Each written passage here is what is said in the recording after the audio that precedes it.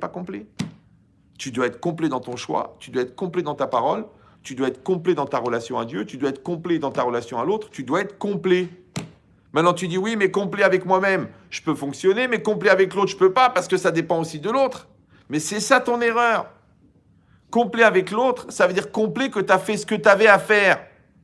Vous me suivez ou non? Combien j'en ai les pauvres me dire, ah ben j'étais une femme exemplaire, j'ai travaillé, j'ai fait son Shabbat, j'ai supporté sa mère pendant 14 ans, je lui ai fait tout ce qu'il voulait. Il est parti avec une autre. Je vais mourir. Il me dira, quelle a été mon erreur? Je dis, mais il n'y a pas d'erreur.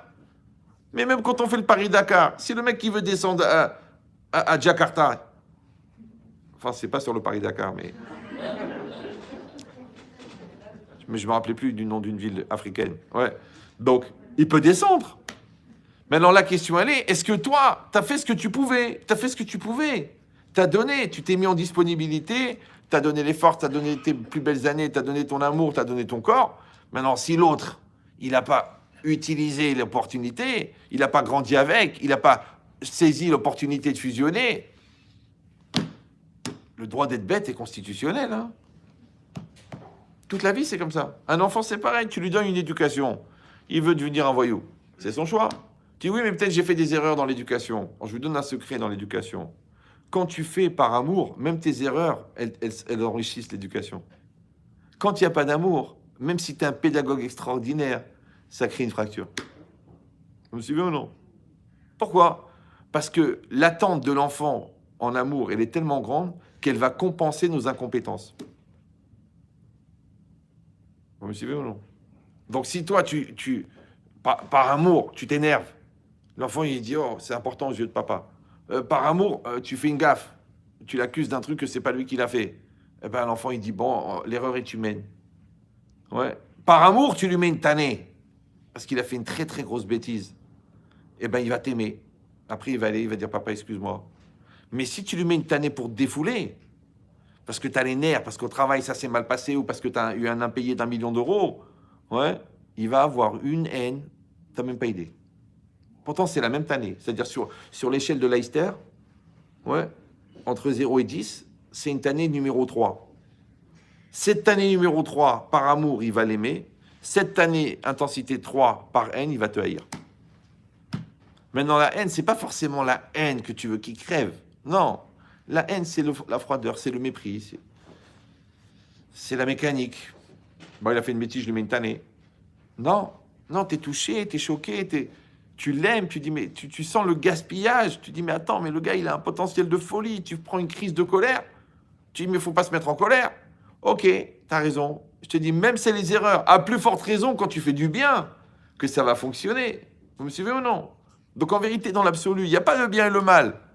C'est est-ce que tu es dans un esprit de bonne volonté ou dans un esprit de mauvaise volonté? Comment on appelle l'esprit de bonne volonté? Le shalom.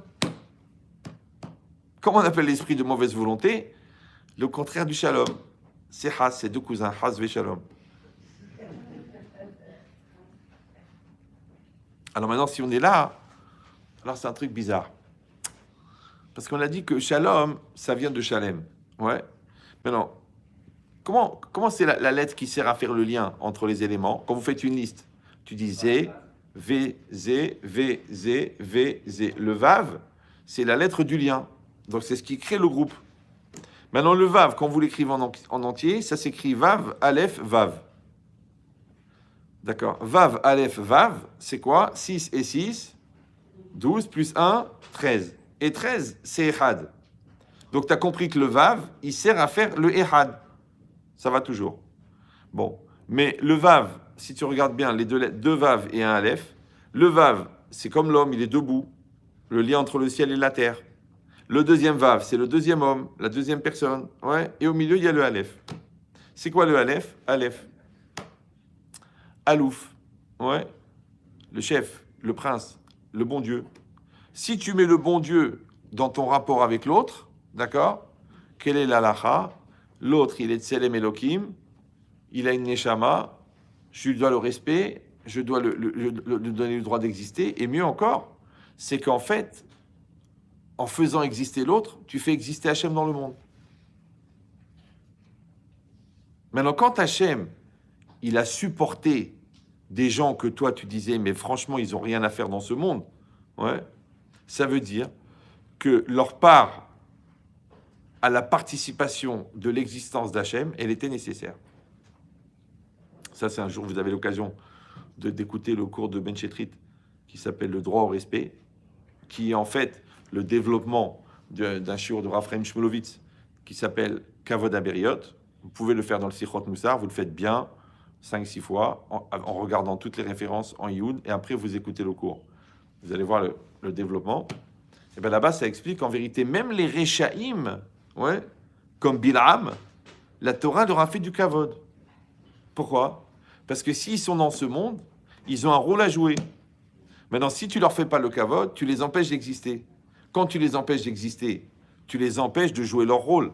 Or, comme le but du monde, c'est de faire le Giloui Shekhinah, le dévoilement de la présence divine, donc ça s'appelle le dévoilement de Dieu dans le monde, eh bien, le tzaddik, il participe au dévoilement du monde volontairement, et le rachat, il participe au dévoilement du monde, de Dieu dans le monde, involontairement. C'est pour ça que la Gemara, elle dit « Quel nekamot Hashem ?»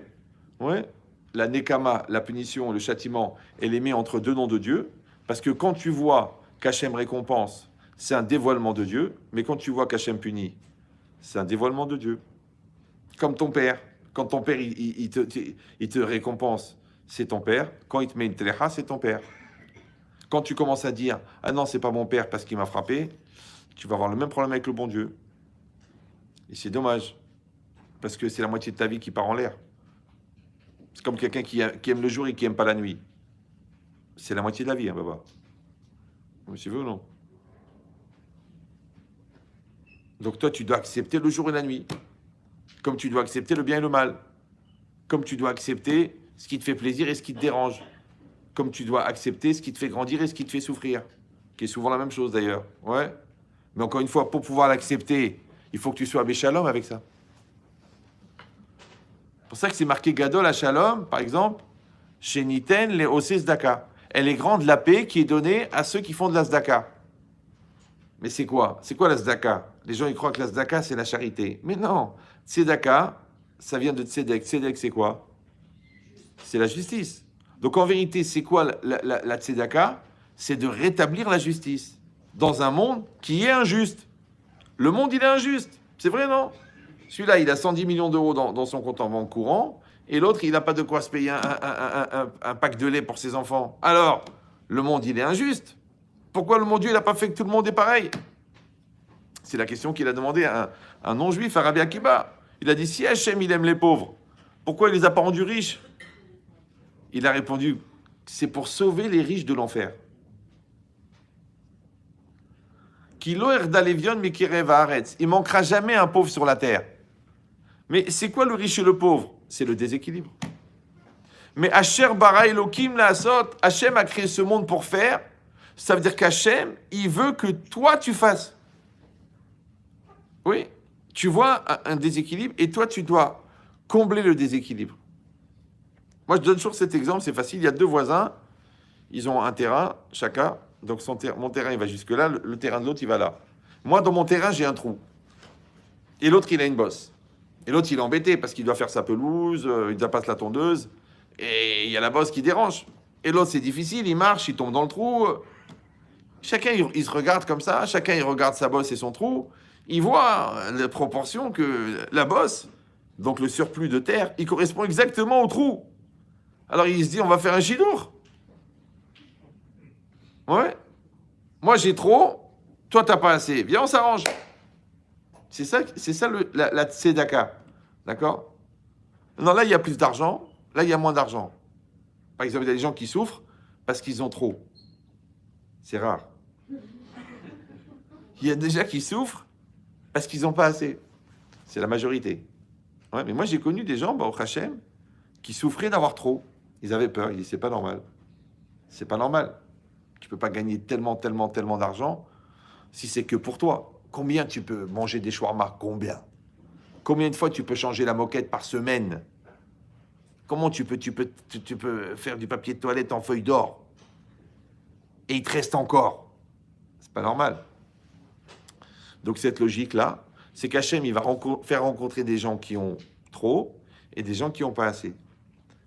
Et ça fonctionne.